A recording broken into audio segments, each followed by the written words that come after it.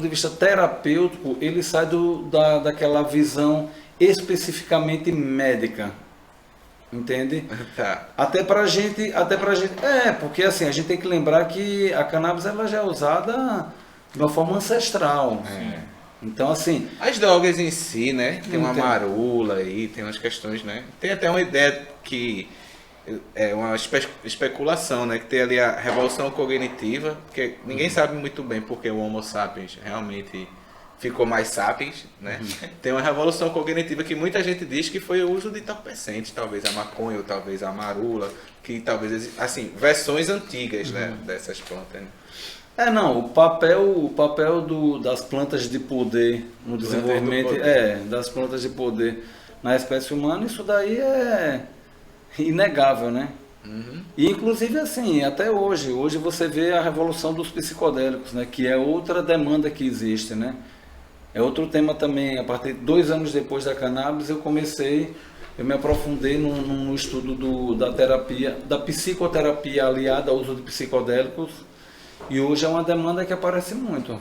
Mas assim, psicodélicos tá falando de LSD, esse tipo de coisa Existem química, ou tá psicodélicos, falando... existem os psicodélicos sintéticos e os psicodélicos naturais. Sim, né? mas eu falo que são utilizados hoje como tratamento, Sim. assim como a maconha ainda. Não só hoje, como foi muito utilizado, Sim, né, sim. na década de 50, né, do século passado, na década de 60, até veio o proibicionismo, né? O que aconteceu com a cannabis, né, com a maconha, aconteceu com os psicodélicos. Existe um hiato.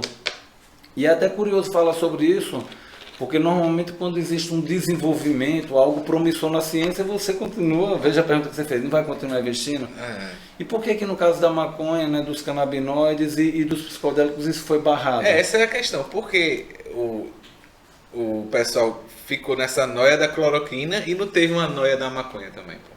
Mas eu quero dizer que eu quero entender. Mas aí a gente entra para aquele velho debate, né? Por que existe um pudor maior em prescrever a maconha e não existe com outros medicamentos convencionais? Exatamente. O próprio clonazepam. Sim. Por uma questão que tá... Aí é onde entra a questão da política de drogas, né? A gente tem que lembrar que no início do século passado houve um movimento muito forte de tirar o que é natural e que a população, de maneira geral, tinha mais acesso, para implementar a ideia do sintético. E aí enriquece as Big Pharma, né? Sim, sim. Né? Isso é um movimento que é conhecido. Uma das grandes causas do proibicionismo da maconha, entre outras, né? Mas de fundo, né? A gente tem que lembrar que o professor Henrique Carneiro cita muito que as drogas, assim como os alimentos, a melhor parte foi deixada para quem era do alto clero, né? Ou seja, sempre foi utilizado como um recorte social, até hoje. Exato. Então as drogas, elas são muito importantes. Então assim, tem que entender que não existe guerra às drogas. Primeiro porque quem está morrendo não são as drogas, muito pelo contrário. Não tem como matar a droga, né? Porque quando Pelo você contrário. Pega ali 1 quilo de maconha e começa, Ele fala vai muito morrer, bem, seu né? desgraçado, não vai rolar. Não, mas é uma coisa que é conceitual e é importante a gente comentar isso, porque quando você tem, por exemplo, uma pessoa que vive numa situação de vulnerabilidade social e que entende a política de guerra às drogas como que fala, eu perdi meu filho para maconha porque ele levou um tiro. Não. Sim, Você não perdeu para maconha, você perdeu para o proibicionismo. exatamente. Porque se fosse regulamentado, ele ia num dispensário, inclusive ele ia saber o que ele está usando. Exatamente. Né? Ou seja, é seguir toda a tramitação de um produto convencional. Não adianta bloqueios artificiais. As pessoas não vão parar de usar drogas e as drogas não vão acabar. E tem aquela velha questão, né, velho? Tipo, uma coisa se você for, por exemplo, numa farmácia ou se consultar com um doutor e dizer assim, doutor, eu quero usar droga, independente de qual seja o meu motivo, não tô afim. Tá ligado? É muito mais fácil ele me passar e dizer, olha, você quer, beleza, então eu vou lhe dar aqui, ó, essa é a quantidade, essa aqui é a coisa boa pra você usar, é assim, assim, assim, do que você chegar na mão de um traficante que tá nem aí pra você, né, mano? E Aquela OMS do gueto. Porque Não, e aí é onde ela aparece como porta de entrada, se for proibida. Porque você vai comprar... questionável, né? Não, no contexto proibicionista, mais uma vez, não é a maconha que é a porta de entrada, é a droga no contexto proibicionista, porque é isso, você vai comprar maconha, o que é que o cara pode falar?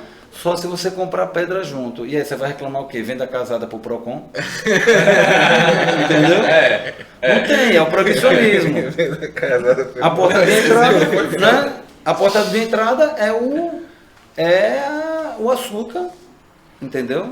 Que é a primeira droga que a gente...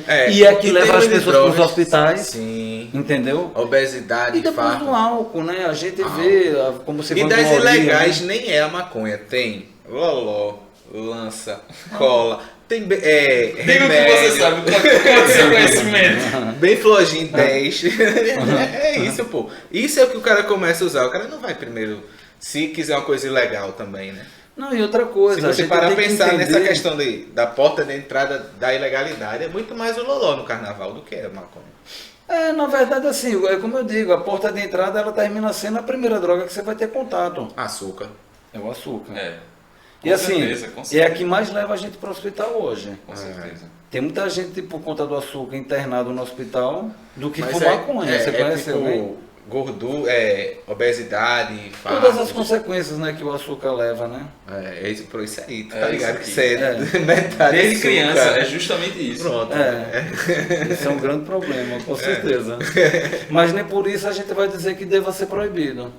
Porque as pessoas têm o direito de usar o que elas queiram colocar da pele para dentro. E além do mais, como eu falei, não adianta fazer bloqueios artificiais. E nem o lobby da Coca ia deixar, né, mano? Ia Isso é uma O guerra. proibicionismo do álcool nos Estados Unidos foi um exemplo muito claro disso. A lei seca. Exato. Né? O Lei que, só deu seca. merda. o que criou foi o que. Exato, Al Capone. Ele só existiu porque foi proibido. Se não fosse proibido, Al Capone nunca existiria. Exatamente. Aí há controvérsias também, a gente querer imaginar um passado que a gente alteraria isso alguma coisa. Porque podia ser que ele fosse Justo. bandido de outras coisas. Ele Claro, podia não sim, vender claro, bebida. Ele claro. podia Não, vender- ele está Claro. trazendo a É o questão mesmo que do... dizer, se cocaína fosse liberada nos Estados Unidos, não existiria Pablo Escobar. Pablo Escobar ia ser um cara, uma figura de alguma forma. De alguma forma. Ah, sim, não, mas a gente fala tô no entendendo. contexto É aquela social. coisa, por exemplo, não é, tipo, o fato de você legalizar as drogas não vai acabar com o crime. Talvez exato. acabe com o poder da organização, porque o lucro Então, é muito porque rápido, o lucro é né? muito grande, é o que sustenta. Mas infelizmente, o que crime sustenta vai o continuar crime é existindo, a droga. galera vai assaltar a banco, a galera vai fazer não sei o Vai. quê. E a questão é o seguinte, porque não é Não só... tem nada a ver droga com O crime, né? tráfico, o tráfico, ele não é só de droga, ele é de contrabando, de mercadoria sem nota fiscal, é de infinitas coisas. Mas pô. se bem quem tá no poder mesmo agora é os milicos, né? Miliciano, que vende gás, vende gatomete, vende a porra toda. Os caras tomam conta de uma região. Mas é isso Mas que tá é isso, acontecendo, pô. né? E agora que fudeu, né? Que a maconha não vai ser liberada mesmo com essa galera aí, né? Agora tá esse debate, né, do PL, né, o PL 399, né? Saiu agora, né? É, Sim, no caso foi aprovado.